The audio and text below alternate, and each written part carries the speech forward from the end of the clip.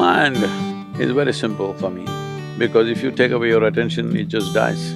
California may be beautiful, but people can be in hell, isn't it? Within themselves, in their experience, in their homes, in their situations, they can create hell for themselves. Everybody must do a little bit of engineering within themselves to see that being peaceful and joyful is not a challenge. Once this happens, your intelligence will function in a completely different way.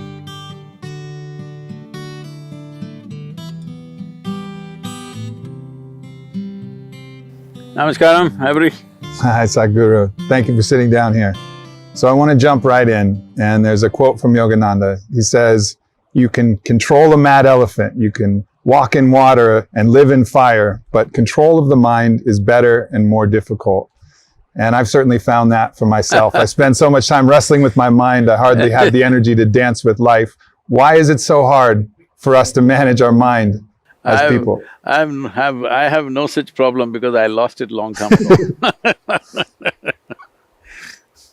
When you don't have it, then you don't have to control it, you know. Because it's a very impaired notion that people think intelligence is somewhere here. This is a living cosmos. It's an intelligent cosmos. We are just one tiny product, minuscule product. And now we think we have so much intelligence and we have to control it, manipulate it, use it. I have no such issues, I gave it up long time ago. So, mad elephant I wouldn't want to control because I've seen them, what they can do. Mind is very simple for me, because if you take away your attention, it just dies. If you keep your attention and try to control it, that's crazy. So, why is human mind an issue? Your mind is just an antenna, not the source of intelligence. Intelligence is everywhere.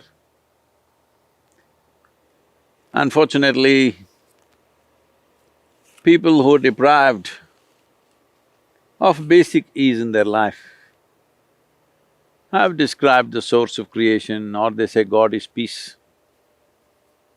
Those who are deprived of love in their life, they say God is love. Those who have fallen in their lives, they say God is compassion. But if you're none of these, but you understand the idea of God has entered human mind only because before you and me came, there was so much creation. We know we didn't make it. So, when we cannot figure who made all this, somebody makes up a simple story, there is one big man sitting up there who makes all this. Well, today women are arguing, why can't it be a woman? This argument is going on everywhere, different things. I must tell you this. In some of the southern churches, these arguments going on. Why can't God be a woman? As you know, a couple of elections ago you tried to settle it. You know what happened? Last election, why couple? And there are arguments like this. You heard of Idi Amin, the Uganda man? Idi Amin declared God is black. I also agree with him. Because if a white man can have a white God, why can't a black man have a black God? What's the problem? But you know, white people, black people, they have not seen God, because only messengers and sons came to these parts of the world. In India, we know God is brown because Indians believe God landed in India himself, not his son, not his messenger, himself 9 times. 9 times he came to India. So Indians, especially Indians who are living outside the country, are very proud of this. God came to our land himself 9 times. So I keep reminding them that is because God wouldn't trust anybody with Indians. He wanted to do the job hands-on. So he himself came 9 times and failed. Failure is obvious. 9 or 10 times you can debate, but failure is obvious. What I'm saying is, the idea of God or a certain source which could be in some human form or animal form or whatever, has essentially come because you've not paid attention to the creation. The idea has come only because you have no explanation for the creation. But if you pay enough attention, we don't know God loves you or not, we don't know whether God is peaceful or not, we don't know whether God is compassionate or not. But if you pay attention to this flower or this leaf or a blade of grass, you can see whoever created this is brilliant, simply no question. Everywhere you see, every atom you see, it's intelligence, intelligence, intelligence. But nobody said God is intelligence. That's the biggest mistake we've made. We said all kinds of things, whatever we need, we say God is wealth because if you are poor. If you are hungry, you say God is food. If you have backache, you'll say God is health. Everybody, whatever they're deprived of, they will make it into that. Leave all these things, just take one piece of creation, take an ant and pay attention to him. You will see it's a most brilliant creation. But we never said God is intelligence. So, this is a living intelligence, everything here, this very cosmos. In this, where do I think I'm intelligent? If you find access to the intelligence there is, you can function in a phenomenal way. But within this bone box, if you think everything that needs to be there is in this, then all you will do is suffer your intelligence. Now you think a mad elephant is easier to handle than your mind, so you must be madder than the mad elephant. I don't know who said that, but for me, my body, my mind is never a problem. It always cooperates, because that's what it's supposed to do. My body and my mind should take instructions from me, only then it's a useful instrument. If it start doing its own things, then it's a nuisance. And this is what is happening to most people, that their mind is the biggest nuisance in the world. They would be better off without a brain. Yes. If you remove half the brain, everybody is going about struggling to be peaceful. You take away half their brain, they will sit here peacefully, very peacefully. So is that the goal I'm asking? There is a possibility, that is, if you do not harness that possibility, it becomes a major problem. And you don't know how to harness it because you do not know whether it's a horse or an elephant or a cow or a deer. When you do not know the nature of something, how do you deal with it? Suppose, right now here there's a cup sitting here. In my mind, I think this cup is 3 feet in diameter. Now I will try to lift it like this. How much ever I do, this cup will not come in my hands. Now I think this cup is a serious problem, because first of all, I have no perception what the cup is. Right now, that's all the human problem is. They have no understanding of what their mind is. They're trying to analyze the content. Content is what you picked up, isn't it? Content is what you picked up in terms of life's experiences. This content is of no use. You can distance yourself from it very effortlessly. The problem is the nature of the mind. How does it function? What is the basis of its existence?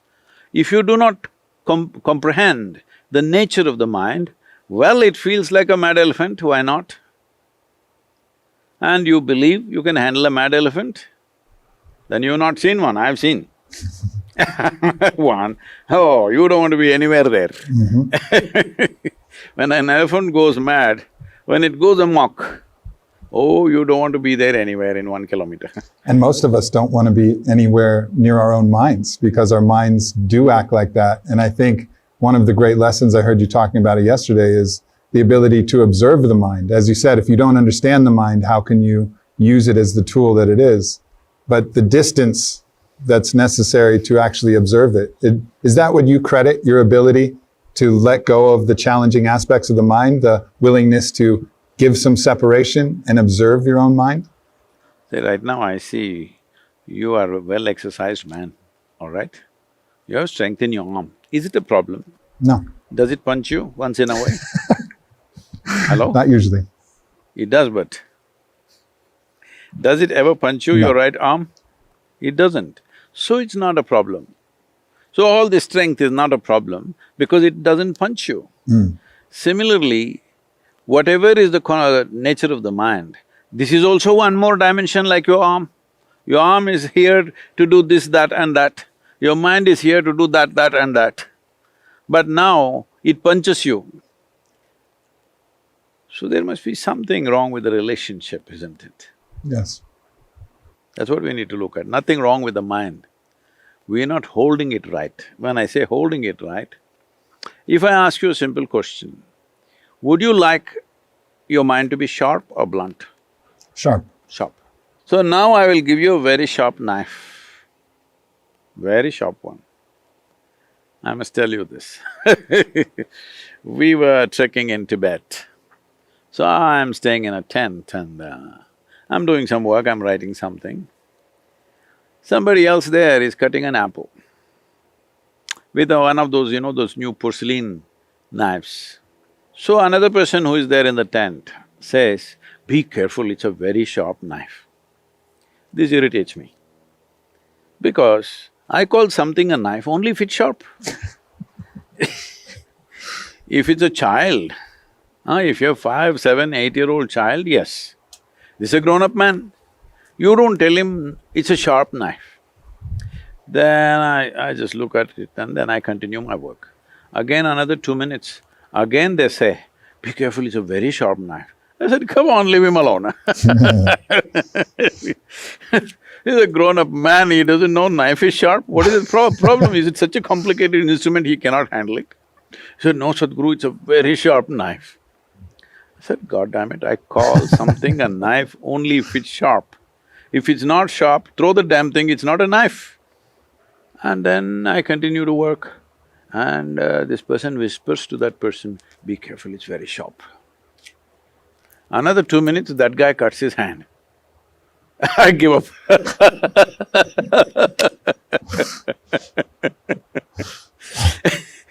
So I'm saying, you want your mind to be sharp. So if I give you a sharp instrument, you must know how to hold it, isn't it? Gotta know where the handle is. If you do not know which is the handle, which is the blade, if you hold the blade tight, of course it'll hurt. This is the only problem with the mind. You're holding it from the wrong end. So for those of us, I've studied the mind, I've gone through many practices, I've tried to figure out where the handle is. And usually, a lot of times I can hold the handle, but sometimes I find myself and there's blood on my hand because I'm holding the blade before I even realize that I grabbed the blade. I wake up in the morning and I feel anxiety in my chest because I feel like I must do something more and there's something more I need to do. And I'm just burning with this anxiety. And I know that's just my mind. It doesn't help me, but still I can't find the handle again. What is the advice you give people like me who are trying their best to find the handle of their own mind, but keep finding the blade? They're trying their best through what means? They're using their mind to find their mind. It is like you hire the local crook as a policeman. I think a lot of times it's happened in LA. You hire the local criminal as the police in charge. Oh, you will see, crime will happen smoothly without any problems, Right. isn't it? Right. So that's all that's happening for most people, crime is happening smoothly to a point where doctors are telling them anxiety is normal. It happens to everybody, I'm also anxious, I'm also popping pills, you also pop pills. Otherwise, they will make, hallucinogenic drugs legal because it helps. See, if you fall asleep, it helps, isn't it? If you get intoxicated, it helps. I'm saying the further advancement of that is, if you fall dead, it helps. That's why they say rest in peace, because they know that guy never rested all his life. So where is the handle? See, we are looking at this with a certain limitation.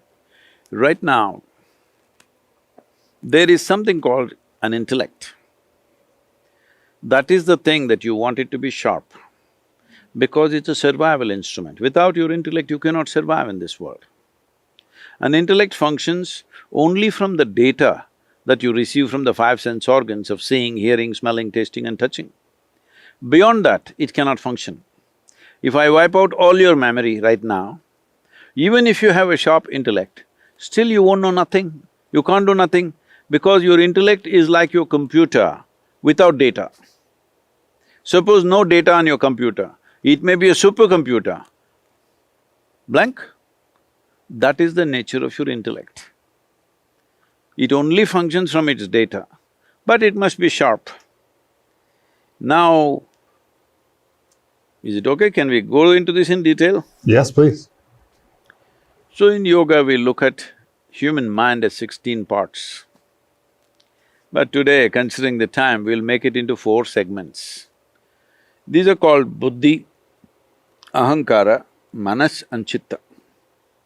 Buddhi means the intellect. Ahankara means identity. Manas means a silo of information. There are 8 different forms of memory here. There is conscious memory, there is unconscious memory, there is articulate memory, there is inarticulate memory, there is genetic memory, there is evolutionary memory, there is elementary memory. Like this, various dimensions of memories are built into us. See, right now, there is evolutionary memory in you that you're a human being. And that's why the body has constructed itself like this. Suppose somewhere here your DNA forgets, then this may become a buffalo. Yes, evolutionary memory, do what you want, you cannot confuse it. It is so on the thing. 10 generations ago, how your great-great-great-great-grandfather looked like, do you remember? No. No. But his nose is sitting on your face. Yes. Your body absolutely remembers. 1,000,000 years ago, how your forefathers were, even the texture of the skin it remembers. So what you're calling as myself is a product of very complex memories of evolutionary, genetic, karmic, various types of memories. So all these memories together are providing data for your intellect to function in a certain way, to figure out how to use this memory for this situation, all right? But there is a dimension between this manas and buddhi, between the silo of memory and the sharp knife in the front that you call as your intellect. Between this, there is a hand that holds it, which is the identity. How you identify yourself, with what you identify yourself, that is how your intellect will interpret the memory. See, right now you get identified, let's say, with your nation. Now for this nation I'm willing to live, I'm willing to die, all right? Or you identified with your race. You're willing to die, I'm willing to kill, willing to whatever, you know. Whatever your identity is, your intelligence will function only that way. See, people won't understand when somebody thinks something is absolutely right and you think this is the dumbest thing, because the identity is like that, isn't it? It's always telling stories. No, it is the identification. See, right from your childhood, the identification has been built of your gender, of your race, of your religion, of your nationality, of your ethnicity, and individually so many other things that each individual will do to themselves, of their education, of their social status, of whatever else. Right now your teacher is saying, for the good of all.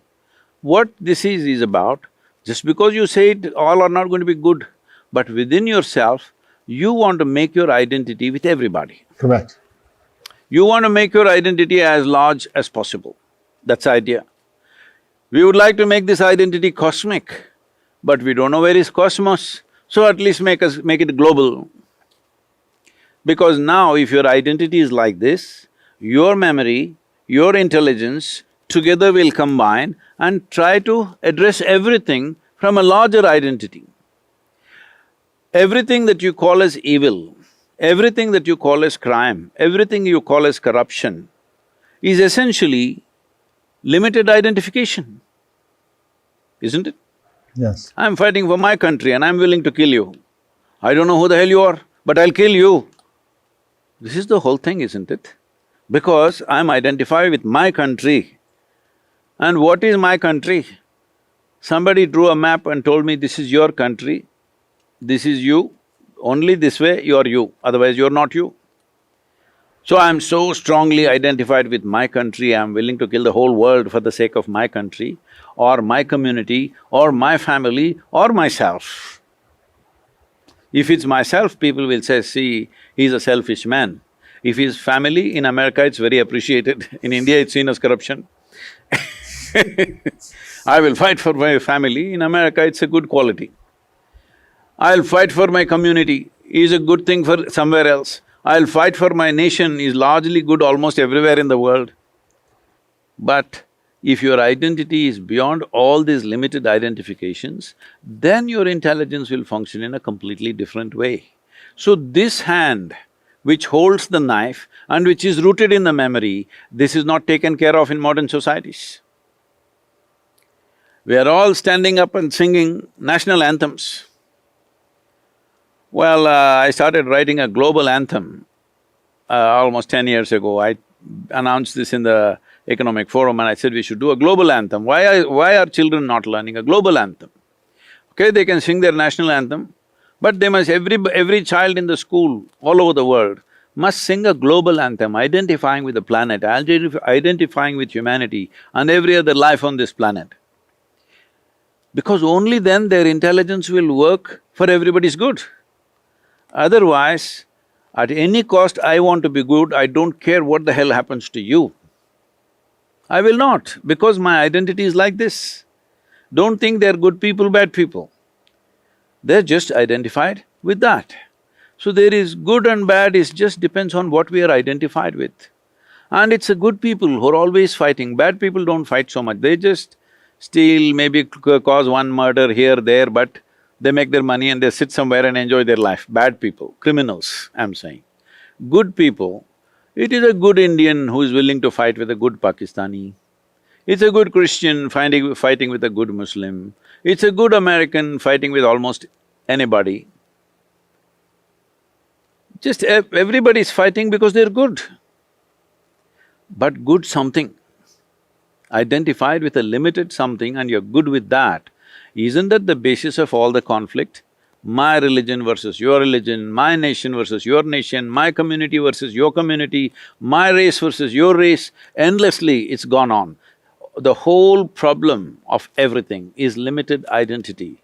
I'm telling you, extreme versions of this is Adolf Hitler, all right? Extreme versions is Adolf Hitler. But just look around and see, there are a whole lot of them around you, but only thing is they're not as powerful as him, fortunately. Yes or no? Yes. Limited identity means naturally you are going to do something else to somebody else, because your identification is like that. So in India, as part of the yogic culture, this was the thing in the past, not anymore. 0 to 12 years of age, a child should just eat well, play, sleep well, that's all, no teaching. At 12, education begins. Before he starts his education, because education is seen as a huge empowerment, before he starts education, he must shift his identity to a global or cosmic identity. First thing is aham brahmasmi, that means I'm everything. Not this or that, I'm everything in the universe is me. Without taking that step, without that initiation, there is no education, because education is empowerment. See, today tell me, are educated people causing more damage to this planet or uneducated people causing more damage to this planet? Educated. Educated people, because they're empowered, isn't it? Empowered, but their identifications are limited. They have no identity with other creatures on this planet, so they're just obliterating them altogether, and they don't even think they're doing anything wrong, all right? They don't think they're doing anything wrong because they're doing good things. So that is how identity is, and that's how important it is, and we've just not taken care of that in modern societies. The whole world would be radically different if people were taught that story Yes. about their identity from early on. But unfortunately, as you said, we're not taught that story. And many of us have to find it on our own. We have to, through our own spiritual practice, experience that feeling where it is not me in that tree, it is us. And we're both the same, although articulated and expressed and manifested differently. But ultimately, you get to this sense of unicity, this felt sense. And then you can forget it, but at least somewhere you know it. Somewhere I know that we're all the same person living a different life. Somewhere I know that I'm made up of those plants and those animals and this sky and that water and the same thing that feeds the grass. I know it. Sometimes I forget, but at least I know it. So how, if people haven't experienced it for themselves, how can they find that felt sense of unicity, that felt sense of connection to everything? See, definitely in California, you've heard the word yoga. Yoga. The word yoga does not mean twisting and turning and looking like a leftover noodle, you know. Yoga means union. What are you trying to unite? It is not that you're trying to unite anything. It is anyway one. It is only a realization. This is why we use the word realization. Realization is not an achievement. Realization is not some kind of an attainment. Realization is not an invention. Realization is just that something that was always here, you missed it all the time, suddenly you saw it one day. It's like one day you saw you have two hands. How fun is that? And suddenly you have two hands. You realize, but you never saw all your life that you had two hands. So realization is not about going somewhere, it's about seeing what is there. Why is it that we are not seeing? Essentially simply because people do not know the distinction between what is their psychological drama and what is the existential reality. See, your psychological reality is something that you're cooking up all the time. Existentially, what is there is there. When you do not know the distinction, what are you making up in your mind and what is the reality? When you start enjoying or suffering your psychological reality, then the trouble begins because now you start a drama and you forget it's a drama. Now you become so much a part of the drama, you suffer in the drama, you do this, you do that, you cry, you laugh. This is what is the problem. You're misunderstanding your thought and emotion as life. When people say, my life is good or my life is bad, what they mean is their thoughts and emotions are either right now pleasant or unpleasant, that's all they're saying. Existentially, there are situations, some time ago no virus, now virus, all right? Some time ago maybe economy was up there, now it's down here, whatever. That's not the issue. The real issue is your thoughts and emotion are playing out in a certain way. That makes it a good day or a bad day or a good life or a bad life, isn't it? Essentially, people are misunderstanding their own thoughts and emotions as life and reacting to that. Now there is no time for union because you have become a separate cubicle of your own. You're a small bubble who always feel threatened and oppressed by such a large existence because you just sit here and really think about this. And this tiny mud ball of a planet, you're sitting here, huh? You're a strong man, but if you look at it, in this cosmos, you're a microbe, not even a microbe. Perspective. So, if you look like this intellectually, you'll get terrified. Such a small creature in such a vast existence, Where is my beginning? Where is my end? What will happen to me? These are the fears. When these concerns and these struggles and this misunderstanding of what is real and what is not real has happened, this confusion has happened, union or yoga cannot happen. Well, anyway, the yoga that's happening in Los Angeles scares me because see, the yogic system is a certain science. It is not an art form that you can twist it, turn it, you can make it modern art, you can make it ancient art, it's not that kind. It is a science. It needs to be done in a certain way so that… See, it's like this. We can actually do a test and see if you want. If not Sure. now on the screen, you can do it at home and see. If you just hold your hands like this, facing down upon your thigh, you will see your breath will be one way. Keep your all the fingers together. If you just turn it over, your breath will be different way. That is how subtle this machine is. This way, this way. The very way it functions, the energies function is different. When it is so subtle, if you observe yourself in 24 hours' time, how much of this everybody is doing without knowing why they're doing what they're doing. They do all this and now they're expecting to be peaceful. Life doesn't work like that. If you do not understand how this functions and randomly you function, then you're always looking for a good deal in your life. Good deal in terms of relationships, good deal in terms of finances, good deal in terms of social relationships, good deal in terms of world around us. You can have as many good deals as you want. But if this is like this, you can go sit in heaven and still suffer, all right? I've been there.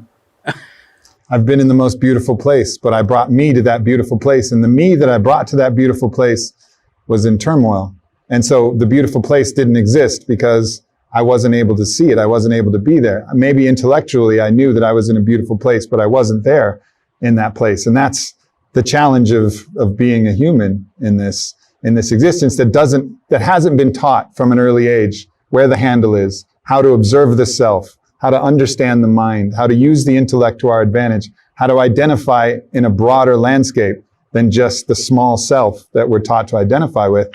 But I understand and I have, certain compassion for people like myself who find themselves in that situation, absolutely. But what I want to ask from there is the sense of preference, the thing that this feels good, this weather feels good, this type of relationship feels good, making money feels better than poverty. You'll have a desire, something that you're craving, and then you'll have a fear, something that you're avoiding. And that seems to be a prison, the prison of preference.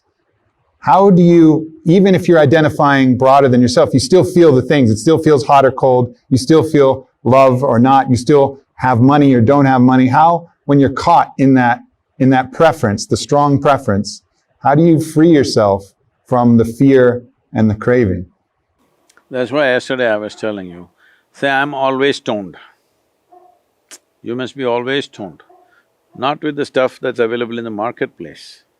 Well, this is the biggest chemical factory.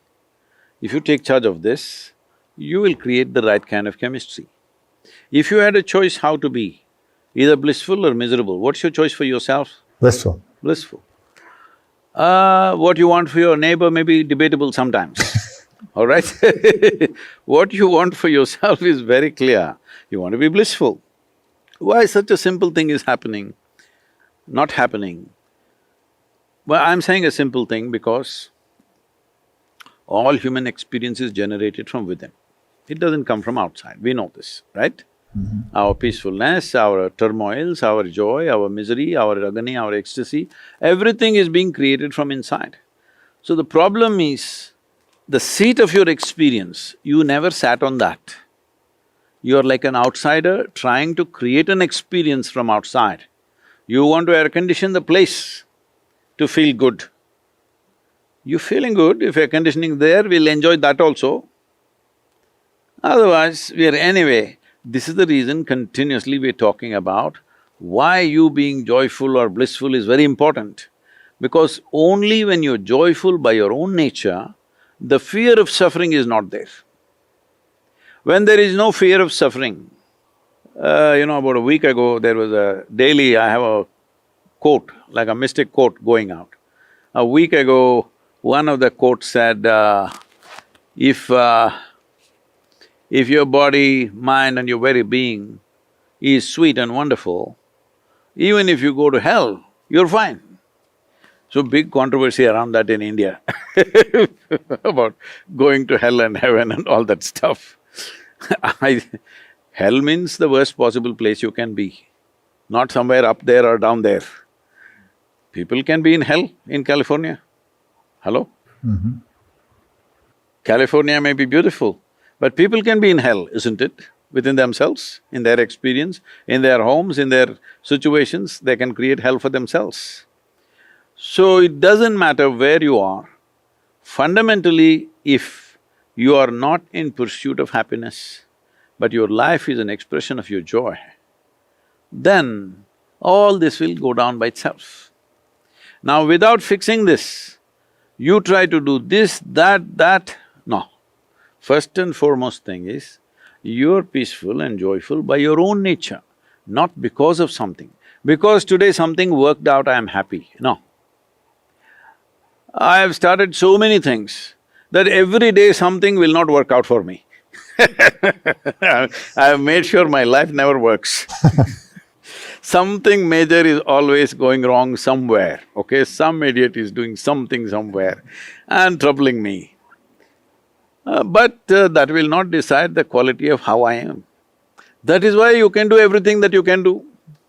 People say around me, Sadhguru, so many big projects, suppose it fails, what to do? I said, if it fails, what to do? We'll die blissful failures. If it succeeds, other people will benefit. That's all. Anyway, I will die blissfully. If we do it well and it succeeds, immense benefit will happen to people. If you fail, well, it didn't work. Anyway, it had not worked even before. But when it doesn't make a difference to you, what is success, what is failure for you? So the most important thing is this. First and foremost, everybody must do a little bit of engineering within themselves to see that being peaceful and joyful is not a challenge. Once this happens, your intelligence will function in a completely different way, because right now it's in a survival mode, always fearful, if what will happen, what will happen. What will happen means what? Will I suffer? That's a question, isn't it? Once there's an assurance, whatever happens, this is how I will be. Other things are very simple. Yeah. When you find that, and I haven't found it, so I don't know, but I've tasted it, but when you find that sense, that ability to control your internal environment rather than letting… Not to control, to liberate. To liberate. Yeah, good correction. How can you control this? Right, right. To generate your own emotions through your inner knowing of self, inner expression of self. We'll go back to that thing that you said, a mad elephant. See, when somebody… let's say somebody's gone mentally in a certain state, you call them mad. When you call them mad, another expression for that is also he's lost his mind. Yeah. If you lost your mind, for example, can I take you as an example? Of course. I can take myself because it's a more appropriate example. But suppose you lost your mind. How can you go mad if you don't have a mind? Right. It could be a good place. Yeah. If you consciously lost your mind, it's the best thing you can do. Yeah, surrendered it. Where I was originally going is when you have that sense of joy that you can bring forward from your own self, is it difficult to generate the motivation to go out and change your reality, change the reality for other people because you're so content in the self? And is it then love for others that is the motivating factor? Is that ultimately what drives even you with all of your projects that help people? Because you're content either way. So you're not doing it for yourself. So what's the motivation? What is it that drives you? And what is it that drives anybody that's found that joy within themselves? See, on a given day, let's say today morning or tomorrow morning, we'll take it. Tomorrow morning, you're feeling very depressed. Suppose, you should not, I'm just saying. Suppose tomorrow morning you're feeling very depressed. Are you willing to go out and do a lot of things? I don't want to. You don't want to do anything. Tomorrow morning you woke up, you are in an unusual state of joy. You're willing to do anything, isn't it? Yes, indeed. If I ask you to bend backwards and get me that rock, you will do that. Yep. Because you're joyful, it doesn't matter, isn't it? When you're unhappy, oof, how difficult it is to make you do anything. When So you're true. joyful, you will run and do everything, isn't it? So true. So why do you ask such a question? Everybody asks this question. I think Because they are yeah. thinking joy means contentment. Contentment is containment. I have never spoken about contentment. Why should you be content? If you're conscious, where is the need to be content? What is needed, I will do. If a lot is needed, I will do a lot. If little is needed, I'll do little. Nothing is needed, I'll do nothing. I think people correlate the state of being with non-doing, but that's the false The correlation. problem is too much vocabulary. Contentment, joy, ecstasy, this, Not like that. From compulsiveness to consciousness, that's all. Right now, mind is in a compulsive state, in a compulsive reaction state. If it becomes a conscious response, it's over. Just little engineering. You must do in engineering, I'm telling you. I'm into it, I'm into it. When you find that state of bliss inside yourself and you find it more regularly and you feel yourself feeling love for life, love for others, then there's a fear that can come up where you're now afraid of letting it go. You're afraid of dying because it's so good. Everything feels so good. You enjoy life so much that there's a fear of dying. Believe me, when you feel very good, you're just ready to die, actually. When you feel really blissed out, you're just ready to die. Doesn't matter what age you are, where you are. I always keep telling people around me, what do you think, when should I die? Should I die on a mountain or the ocean or here or there? Where should I do? Sadhguru, why don't talk like this, Sadhguru? I say, why can't I plan my… When I see some place that's really good, I say, this is a good place to die. He'll say, Sadhguru, why are you saying this? What's happening? Is your health okay? God damn it, everything is okay. I'm just thinking when to die, where to die. Because everything is so good, it's time to go. When it's bad, time to strive, isn't it? When everything is wonderful, it's like when the fruit is ripe, it'll fall. You don't have to think. You don't have to think, I'm so sweet, why should I fall down? It will fall by itself, that's how it is. Yeah, that's very true. The Lakota have a saying, today is a good day to die. And that was, to me, a great reminder of living in such a way that life is so full for you that any time is a good day. I wouldn't go by that saying they are telling their warriors.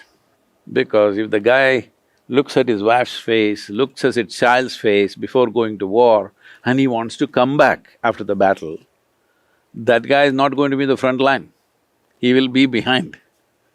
So today is a good day to die, that guy will be in the front line. Don't say that to yourself. So that's a story, what you're saying is that's a story that they're telling themselves. But I think there is a beauty in feeling so full that if it is the day… If it's coming from that, it's fantastic. But it's coming usually to inspire soldiers to be in the front line. Otherwise, every soldier will be in the last line. Right. And everybody goes to the last line means they will retreat. They will not go and fight. Correct, correct. What is it, from your understanding, you've gone past the normal dimensions of consciousness. What is your understanding of death? What happens when we die? Some things you know best only by experience. Are you ready? Not yet. Not yet. Well,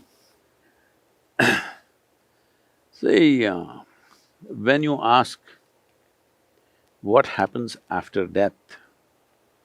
What you're essentially asking is, what is the nature of my existence? If I lose this body, see, you slowly acquired the body, that's a fact, isn't it? Hello? You're not born like this, slowly acquired the body. So you know what you acquired, you will lose one day. So when I lose this body, what happens to me? That's a question. That means what? What is the nature of my existence? Right now I'm here with this body, but what is the nature of my existence? It's a question. Tell me, this question is better answered now by your experience of how you are now, or when you lost your faculties in the name of death. When all your faculties are intact, this must be looked at, isn't it? Not after you have lost it. Death means certain faculties are lost. So, after you die, you know what is death, but what's the use? Because now, you don't know what is life because you're in death. Right now you're in life, you do not know the other side. So this is like one side of the coin you know, another side of the coin you do not know. If the coin is lying on this table, you can see only one side. But if you flip it, it will give you, in that spin, it'll give you a little bit of both. And that we can do for you, we can spin you a little bit so that you have a taste of both going with you. Life and death in one breath. It's like that. Actually, in the month of February, we published a book called Death, titled as Death, the Inside Story. And the bottom line was, a book for only those who shall die. You in the list? I am. But the problem is, most people think they're immortal. That's their problem. That is the worst problem in the world. People are going about as if they're here forever. What is the meaning of unlimited wealth for a person with limited time, I'm asking? Well, they get to think of themselves as better than other people. Suppose all the other people disappear, what do you do? So Yes. the only joy is that others are doing worse than you. Yes, I think that is a perversion, that's not a joy. true. See, right now, I had a good meal. You've been hungry for 5 days and I feel really good. Compared to this guy, I'm really nice. This is sickness, this is not happiness, Agreed. isn't it? Yeah. So, that kind of things have been trained right from very early age, that you enjoy what other people do not have. For this you will pay a very, very big price. You will pay a big price. Most people who are in that condition, they do not know one moment of joy in their life, one moment of ease in their life, not even joy. They're only thinking hee, hoo, they laugh looking at other things. When they see that they have succeeded, they have accumulated something, they will laugh. Some pleasure is there, no joy. They don't know what is joy. They have some pleasures, they can buy pleasures. You can't buy joy, you can buy pleasures. Pleasure is only a shadow of joy. So, instead of meeting me, you met my shadow. What is the use, I'm asking? Instead of seeing the tree, you see the shadow. Yes, a tree's shade is good, but a shadow is not the real thing. When you're here, you should know life because that's the only thing we have. The only thing you have is life. Everything else is your imagination. Right now, how much is your bank balance? How many homes do you have, or how big is your home? How big is your car? This is all only in your memory. The only thing that's there when you sit on this chair is you're alive. That's the only real thing, isn't it? Rest is all in your memory. Suppose from here to your car park, when you're walking, you lost your memory, you don't know which car to pick. Yes, you'll see lots of these people. The question is not whether you lost your memory or not. I'm saying it's unreal. The real thing is, the only and only real thing that you have in your life is life. But life is not in people's experience. When people say my life, You're supposed to figure out what are they talking about. They may be talking about their wife, they may be talking about their friend, they may be talking about their car, they may be talking about their job, their career, their something and something. Because they think all these accessories are life. When you misunderstand your spare tire as your car, you know what you will do? You will have to roll it and run on the street. That's why everybody is exhausted and anxious. Yes, indeed. Yes, indeed. What is your understanding of the force that we call love?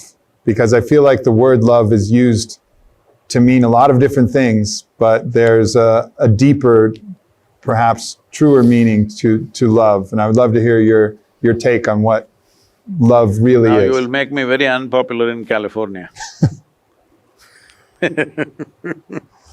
See, it's like this. There is a longing within a human being to be something more than what you are right now. If this longing finds a very basic physical expression, we call this sexuality. Sexuality is just that, at least for one moment, what you are not becomes a part of you. Somebody who is not you becomes a part of you for some time.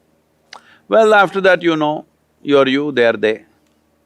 So this is one level of longing which is fundamentally infused into our body because it has other functions of reproduction and perpetuating the race and all this stuff. We are all here because somebody had it, otherwise we wouldn't exist.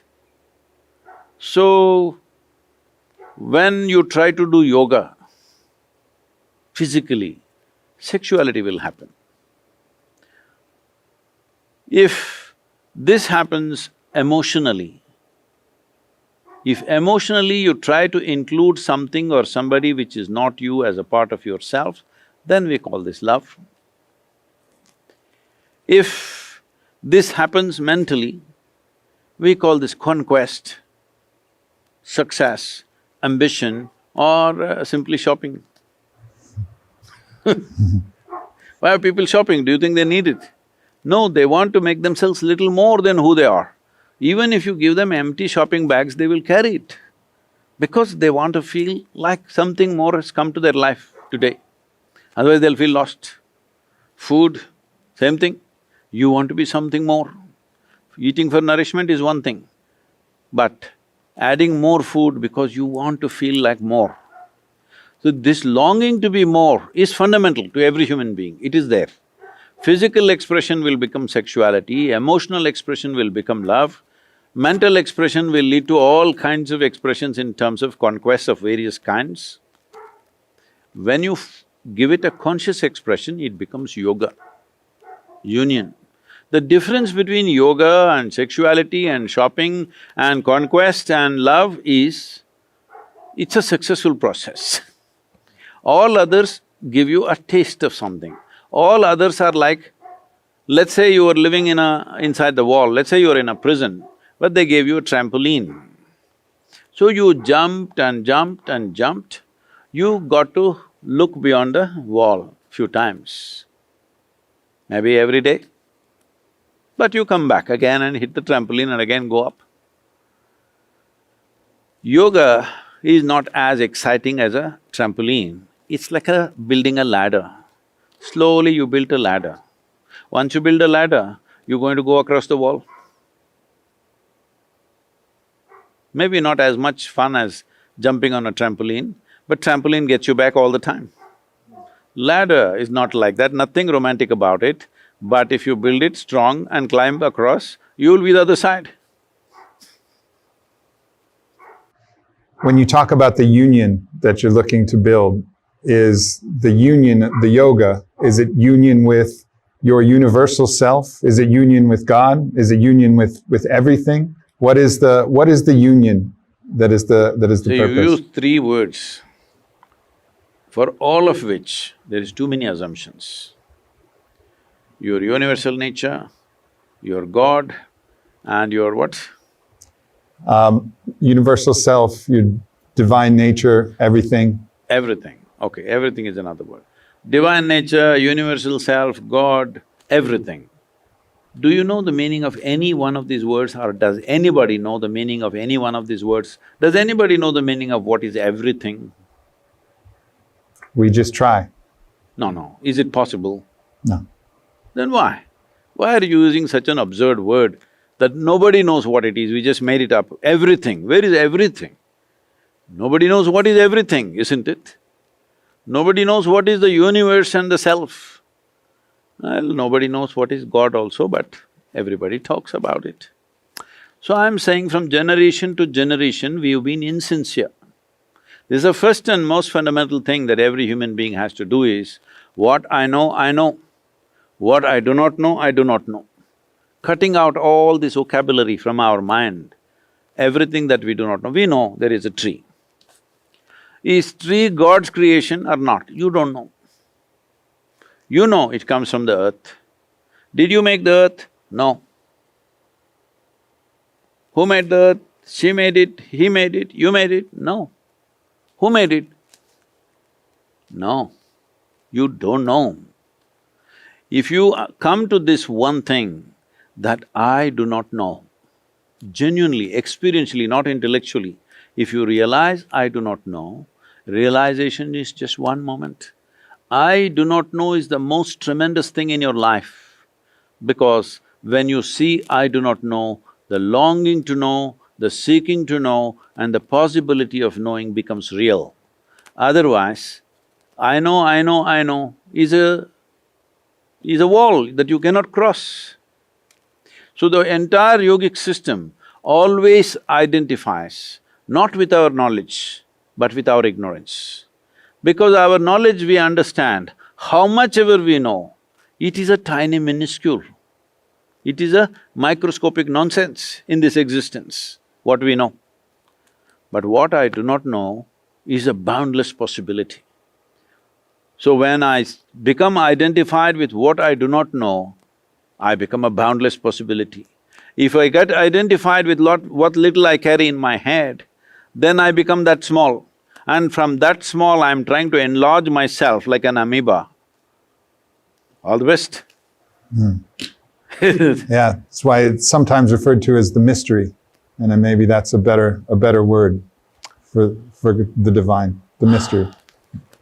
All right, you can use words, but I would say, if you obliterate all the words, it's best, because words give you a sense of that you know it. It's important within yourself. Well, when I talk to somebody, I may call this a tree. But if I simply sit here in the garden, I won't call it a tree. I will simply give my attention and my consciousness to it, so I experience it the way it is. The tree does not think it's a tree. It's a life like you. It does its own things. There is no experience of that. See, this happened to me, I must tell you this. I was studying English language in college. My English teacher came, a lady. Till then we were learning all English poems, English poets and literature. First time we are being introduced to an American poet, and that is I'm sorry, Robert Frost, here somewhere close by. So she introduced Robert Frost as a very wonderful poet, this, and then she started reading the poem. Woods are lovely, deep and dark. I said, stop. She said, why? I said, a man who calls a tree a wood, I'm not going to listen to that guy. She said, no, no, no, Robert Frost is a fantastic poet, this. I said, I don't care who he is. But a man who calls a tree a wood, I am not going to listen to that guy. I didn't let her teach. After 27, 28 years, I was doing a program in Mysore city and she came to my program. Then she came and hugged me and said, now I understand why you would not let me teach Robert Frost. But it's become common for people to call a tree a wood. This is like if a tiger looks at you and says, breakfast is sitting on the chair. Hello? That's how he would think, isn't it?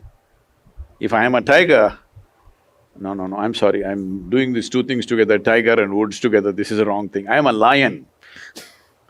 If I am a lion, I would look at you and think, good breakfast. I'm saying it's all right for him, he is at that level of existence.